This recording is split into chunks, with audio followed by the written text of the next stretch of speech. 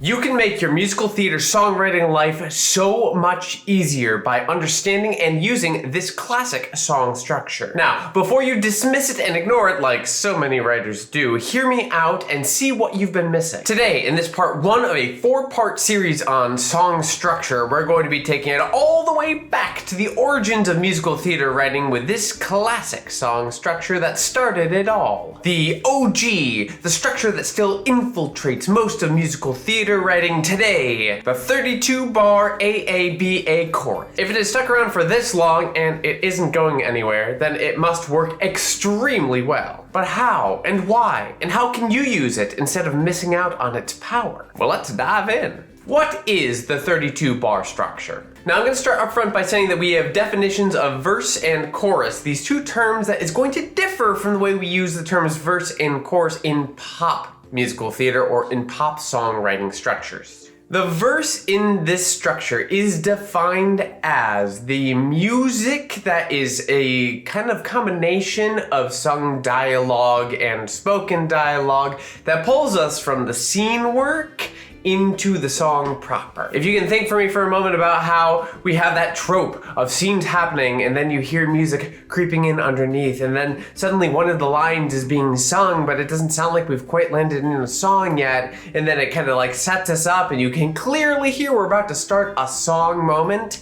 That material, that's your verse. Now the thing that we call the 32-bar chorus is in itself the meat of the song. That is sometimes the entirety of the song is one 32-bar chorus. That is the song moment. Now, yes, we can have one chorus and that be the song, but a lot of the times when you have a 32-bar song structure, you get a full chorus, but then perhaps you get some sort of scene work or interlude and another part of a chorus later on just to like end the whole thing. And so it doesn't just have to be one of these choruses, but that still is the meat of the song itself. Now, it's 32 bars because we have 4 sections, each of which is approximately 8 bars or 8 measures. I say approximately here because generally speaking, the first 3 sections are indeed 8 measures, and the last one often will have some sort of extension on it just to wrap up the chorus. So sometimes they're 8 bars, sometimes a little longer. For those of you who are not quite up on your music terminology, a bar is the same thing as a measure. So when you're looking at sheet music, it's between the vertical lines. That is what we are calling a measure or a bar.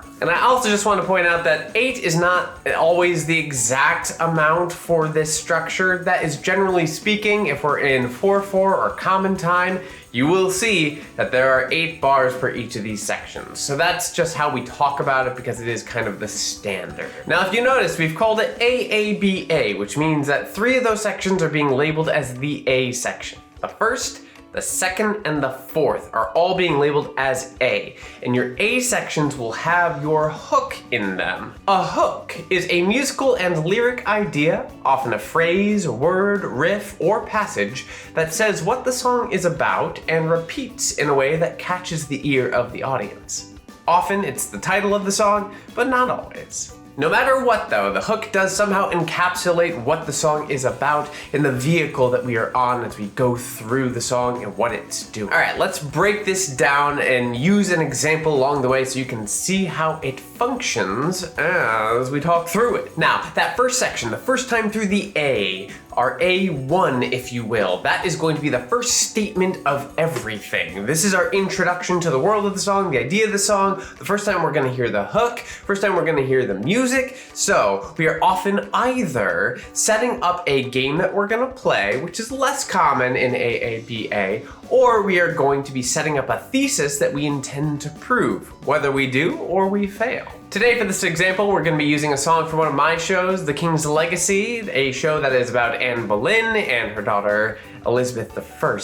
Now, you don't have to know any of the history for this, and this is actually being sung by the antagonist / love interest, Henry. But it's a song called Legacy. And so we have just this little vamp that happens as dialogue is occurring instead of a verse. But this is the first A section. We get, a man is made of flesh and bone, the bones of those who came before. Mortal men are easy to extinguish, but you can't ignore a legacy. Now, Do we actually know what the song's about yet? Kind of, maybe. We have a sense that there's something about death here, something about ancestry, mortality, and the word legacy is thrown around. It's also the title of the song, so we can assume so far that that's going to be the hook. But we've not said enough in these bars to really know what the song is about, what the thesis is, or the game. It's not a game song, this is a thesis song. What the thesis is and what we are gonna do as we follow the rest of this song. We have to say more. So we move on to our second A. Now the second A will still include the hook. So if you weren't sure what the hook was after the first A section, you should know by the end of the second A section. It is also going to, in a thesis song, add more information that we need to the argument being made. For a game song, however, it's usually less about adding information, and because we're playing a game, we're not trying to prove anything. It's about kind of upping the stakes on the game. Alright, so let's check out the A2 in this song. We just finished on what we assume is the hook, a legacy. We have A2. A man is given but one chance, the chance to build upon his name. 7 other Henrys came before me, each one of his fame, his legacy. Okay. So now, we have 2 things that have repeated so far. We have the idea of a man that does something else afterwards, and we have the idea of legacy. Now, which one does it sound like we're actually talking about? Man or legacy of man? Legacy of man. So lyrically speaking here, so far across our first 2 A's, we have a man is made of flesh and bone, the bones of those who came before. So that's an idea of ancestry and legacy, right? Mortal men are easy to extinguish, but you can't ignore a legacy. So perhaps his idea here is that legacy to him means something lives on. Great. We have to say more. Second A section says, a man is given but one chance. The chance to build upon his name. Something to outlive, outlast, grow bigger than. 7 other Henrys came before me, each one of his fame, his legacy. So yeah, so far, the argument seems to be that in order to have a legacy, you have to have something that outlives you, something that's bigger than you. We'll say more about that in a moment. Musically speaking, we get a sense of what's going on in this. Sounds very pondery, start and stop. Right, it kind of has movement to it, but it's not going too far too fast, right? It's really aligning with this ponderousness and also the idea of the downward movement on feeling pretty down. He's feeling pretty down at this moment. So, mortal men are easy to extinguish, but you can't ignore. But then the upward movement on a legacy kind of trails off, right? In the accompaniment, we have this going on. Some syncopation. We pull out of our key center for a second. Refreshing and a question. Then our second A section develops a little bit. A few more notes. Same idea though. We're adding to the argument, even musically. Headed somewhere else. So that's going to lead us into our B section because we've said a few things. There's more to say, but we need a moment of refreshment on ear as well as we need to refresh our argument. We'll say a little bit more about that in a second. Now, if you like this kind of deep dive into material about the 32 bar course, about songs in general, about analysis, and you want to do it in a way where you are learning the depth of it and doing it in discussion and active analysis, then you should think about joining me in the Flagship Musical Theater Writing Workshop course. We talk all about the 32 bar course on day 1, and we do it as a group. Active analysis. It's not just me lecturing, it's a lot of fun. So if that sounds like it would be of interest to you at all, you can click the link in the description below and check it out and apply. No risk, no obligation. It is a joyful time. And hey, come nerd out with me. It's a lot of fun. Let's do it. Now we're gonna move into our B section. The B section is very different from the A, hence why it has a different letter. It does not have the hook, and it also provides some sort of new perspective or a counter argument or a new emotional tone. Something that refreshes the argument. If you remember back to being in school writing essays where you had to prove a thesis, you did have to bring in counter arguments in order to prove that you were right in doing what you were doing or saying what you were saying. It's kind of similar to that, but it's a lot more fun than an essay, at least in my opinion. If it's a game song, it's more about providing a twist on the game, something a little fun and unexpected that may sit differently in terms of stakes. But for this, we are looking again at a thesis song, so let's look at the B section of this song. We have, my father took this kingdom with his hands. When all seemed lost, Henry Tudor won. He gave to me these peaceful, thriving lands. But damn it all, now I need a son. Ooh, so that does something a little bit different there, right? We don't have our hook. It's got a darker feel automatically with a minor, major, but out of the key center. More minor, back to that major. Then we're going to lift to our inevitable conclusion. So the B section really musically and in terms of the logic wants to pull our ears so that it is not a surprise we return to the A section. It is inevitable we return to the A section. What's the new information we got here?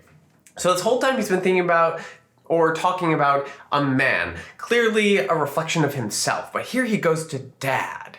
Right? Here's what my dad did. My father took this kingdom with his hands. When all seemed lost, Henry Tudor won. He gave to me these peaceful, thriving lands. So there's a fear there. There's a fear of having dropped the ball. I already said it, so YouTube, sorry about that, but damn it all. Now I need a son. We've gotten to the idea now. So for him, legacy is not just a something to outlive, a something to be bigger than. It's specifically going to be wrapped in the idea of a son. Interesting. Now we have to wrap up this argument. Now, I will say, this is more than a single 32-bar chorus, this song. So it's not gonna fully wrap up the entire song, it's just gonna wrap up the first 32 bars as we move into our A3. Oftentimes, the A3 will have the hook in the same place as the other two, but that's not always the case.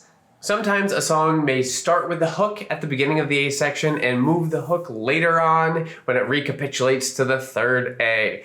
But in this case, we're gonna follow the same structure that we did before. But now we gotta wrap it up. We gotta wrap up the argument musically and lyrically, and we'll have more to say, but at least the first part of the argument's gotta feel airtight.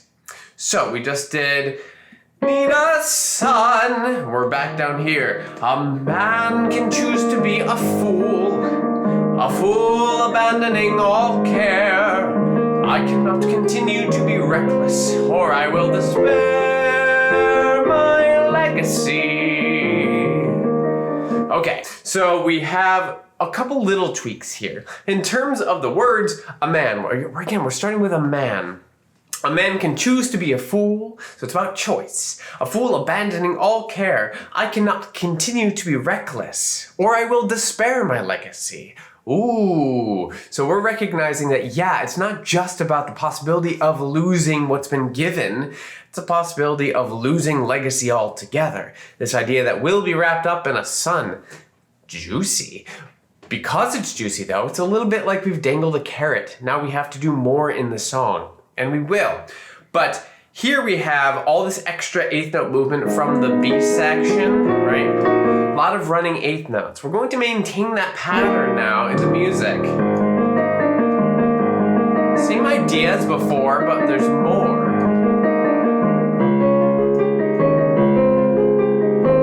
And then we are going to get that bada bada bada bada, but we're going to change the bass in the bottom so it feels like we are going to a landing place this time. And this is where the notes went up for the first time in the melody. Or I will despair my legacy. And then we have to land right back on our tonic. Legacy.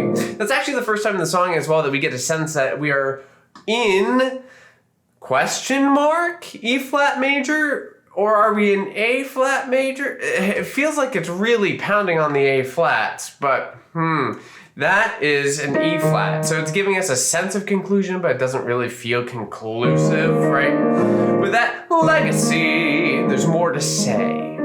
Now, if this were a one-chorus song, by now we'd have to have a sense of whether we're going to succeed or fail in proving our thesis. But since there's more to say here, we don't really have a full idea yet. It doesn't sound super steady. I don't know that I fully believe him, but we'd have to do more to find out. If it's a one-chorus song, we gotta know if there was success or failure by the end. Now, as I said, the majority of the 32-bar chorus songs that exist in the world don't just have one chorus.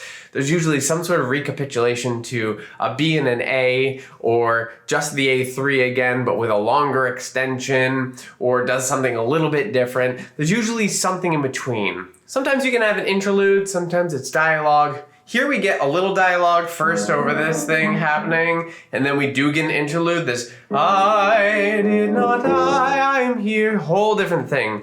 And then eventually recapitulate to one more final A extended, and that's the end of the song, which pulls us up to our final legacy, and we land on our E flat major chord, and it's beautiful and wonderful. So why is this song form so effective? First and foremost, it has a very sound structure to it. We understand this structure. It lays out an argument and it follows it in a way that makes sense to our brains, in a way that we've even been taught to make arguments in things like essays. And whether it's a game song or a thesis song, there is a logical flow across the sections in a way that our brain can only help but follow. It has to go along this journey. Not for nothing, it's not just essays that use this kind of logical flow and format. We do this in storytelling all the time, especially with that idea of like set something up, give us something new, and then go back to the thing you were going for. If you look at a lot of story structures, you can add the words therefore or but between the story beats if it's a good flow to the logical story. And it's the same kind of thing. If you're going from A to A, therefore. If you're going from an A to a B, but. Also, this is a short and efficient song structure, which means that it is going to be efficient and we are deliberately putting a lot of effort into getting things to move quickly through just 32 bars while providing plot movement or character development. This structure also allows for a lot of subtlety in the changes, which can be very, very fun for musical development, as well as to utilizing visuals to pair with what's happening in the 32-bar chorus song. You can do a lot with very little. Also, because this is such a tight structure, it does keep us focused on the song being about one thing and one thing only, which I know a lot of people have some trouble with. So if that's you, then I would look into this structure. It also, with keeping us on one thing and one thing only, prevents us from meandering too much, which means that the multiple layers of the song, if you've heard me talk about the multiple layers, are going to work cohesively together if you write one of these and write it well, which is difficult to do. If you're not familiar with the 4 layers, I talk about the mechanical layer, the core layer, the words layer or lyric layer, and then the subtext or music layer. And when all that is working together beautifully, the audience is with you. They are enraptured, they are engaged. But here's my warning. It is simple to look at, and it's simple on the ear, but simple structures are the hardest to write, and write well. It is a lot of deliberate work with very specific and unified intentions, which honestly is why a lot of modern musical theater writers skip over this or ignore it completely, because it's hard to do and hard to do well. But boy, when you get it right, it will land beautifully. And honestly, you likely fell in love with musical theater from someone who either used this structure outright or took it and tweaked it a little bit or riffed on it a little bit. This structure is just a fundamental part of musical theater writing. And this structure is also the foundation for contemporary musical theater writing structures as well. So this is a structure that you must know and be able to write well. But this was just part 1 of our 4-part series. So if you want to know the next major song structure that you need to know, then you should watch this video next. Otherwise, thank you all for being here with me today, and I'll see you again soon. Cheers!